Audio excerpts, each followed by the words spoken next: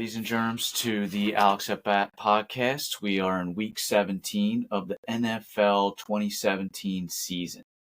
First game we're taking a look at is the Dallas Cowboys' defeat of the playoff-bound Eagles 6-0.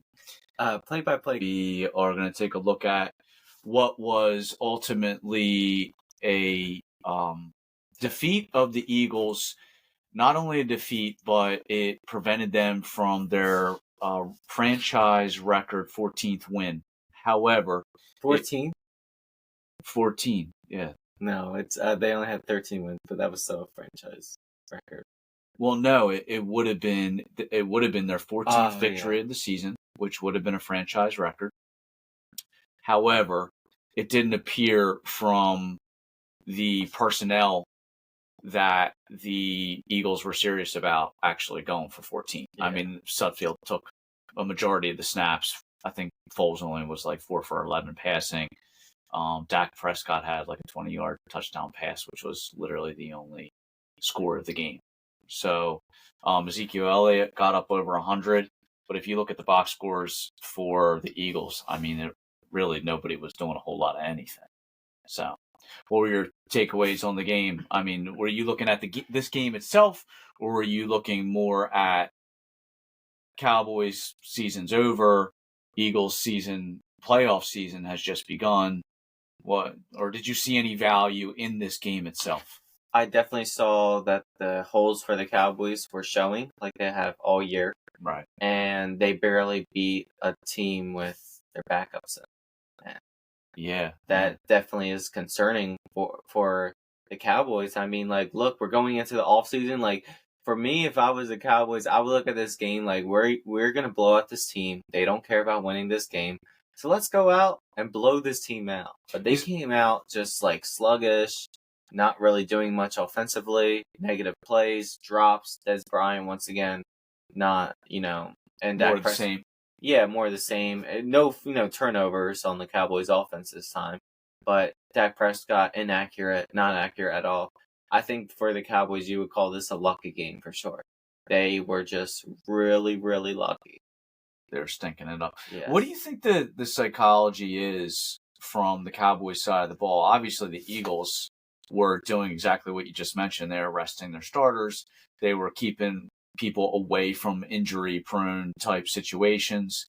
But for the Cowboys, I mean, do you really think the Cowboys came in like we gotta crush these guys? Or do you think the Cowboys were more like, listen, we're just going to go in, get our last reps of the season. We know they're not putting in their starters.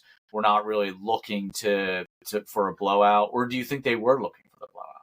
I think that they were looking to win this game and finish the season 9-7, not 8-8. Finish with a winning record. But I would definitely think that, their thing was like, look, like if you're not 100% for the Cowboys, like there was a couple players I was like, they could play. This was a meaningful game, but this was so meaningless that they were like, look, if you're not healthy this game, don't worry about playing. Like you be 100% in this game because there's no reason to like rest for next year and get injured and not, be successful next year because of that injury in the last game. So they were definitely injury cautious this game too, like very cautious of, if you're not 100%, you're not playing. Because there was Tyron Smith who had an injury. There's a couple of players who were out from injury, but I think that, they were not going to let them play due to not being 100%. And it wasn't like, if this was a playoff game, then they would try to get their starters in. But I would definitely think that, I don't know what their mindset was, if it was like, if we're going to blow this team out or anything like that. But the way how they played, though, it wasn't great. Like, it wasn't great for the Cowboys, and I think that, the holes were definitely showing for sure. Yeah, defense-wise, I mean, the Cowboys did have 3 sacks. Brown, Ross, and Jones each registered a sack. So I don't know what the O-line situation was for the Eagles, but they were definitely letting some of those guys through.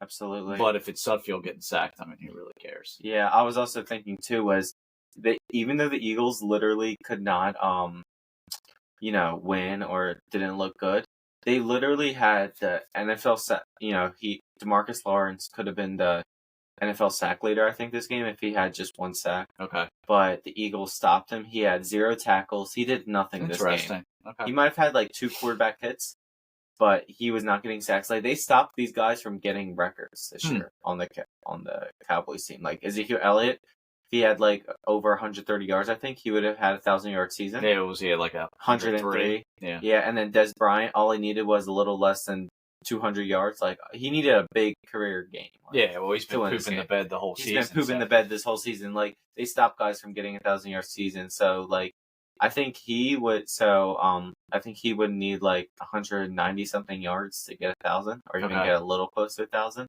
But still, like, they were literally locking guys up out there for sure. Interesting. And a lot of the team, like Dak Prescott, wasn't really doing that much the whole game. Obviously, that 20-yard touchdown, that was the best highlight of that game. Interesting. I'm just like taking a look. I'm curious to see on the defensive side of the ball for the Eagles. Yeah, look, they were resting 1 sack. 1 sack. And they were resting their starters too, so a lot of guys weren't having a lot of tackles. But Sean Lee ended up finishing the season with 101 tackles. He missed 5 games. Okay. Due to hamstring injuries this whole year. So he was the only one who actually like created like something impressive this game from this game. Everyone else was just like nothing. Like Ezekiel Elliott, no 1,000-yard rushing. Right. DeMarcus Lawrence, no, being the one who leads the league in sacks, I think, and no tackles for him. And then you also had Des Bryant, no 1,000-yard season for him, and no one was like getting a preseason game or something. It almost felt like a scrimmage the way how the Cowboys played. Like, they were literally the way, because the Eagles did not care about winning. Like, they were literally resting their starters, and I know the Eagles had no business of winning this game, and it's definitely shown too. And it wasn't like they needed to win this game. They have 13 wins. They have the first round bye. They have home field advantage in the playoffs. So why should they like care about winning? Like, it's not worth it. Like, putting your starters out there just for them to get hurt, and you're screwed for the playoffs. Yeah. And you're not, especially if you lose like big pieces too. Like, you're not. It's gonna be hard to win the playoffs. I mean, and the Eagles lost Carson Wentz, so they're not looking to add to that pile of injured players. Because if Nick Foles gets injured, then you gotta go Nate Suffolk, and I don't know how well that's gonna go. Yeah, not well. No, probably not well good. This game. So no, he didn't look against great. A mediocre Cowboys team. Against a mediocre Cowboys team, but obviously with a quarterback like him, you would expect a game out of Nate Sudfeld. Right. Nick Foles, obviously there is some concerns on offense. Yeah, you would expect that, but I mean, if you're not giving Sudfeld the support around him that he needs to make the most of the game, it's not like they were loading up a bunch of starters around him that were going to give him a chance of any kind of high-scoring offense or anything like that. So Sudfeld just came in, was a good placeholder, basically kept Foles safe for the playoffs. Yeah, and literally he had a backup offensive line, backup receiver, so like it was pretty much just him out there. Right. And like, you're not going to win a lot of games with backup players. That's why we have this thing called starters in the NFL. And none of those guys who were playing with Nate Sudfeld are anywhere close to being a potential starter. Yeah, they might have, did good well blocking, one of the best pass rushers in the NFL. Yeah, they might have done some good things, even on defense too.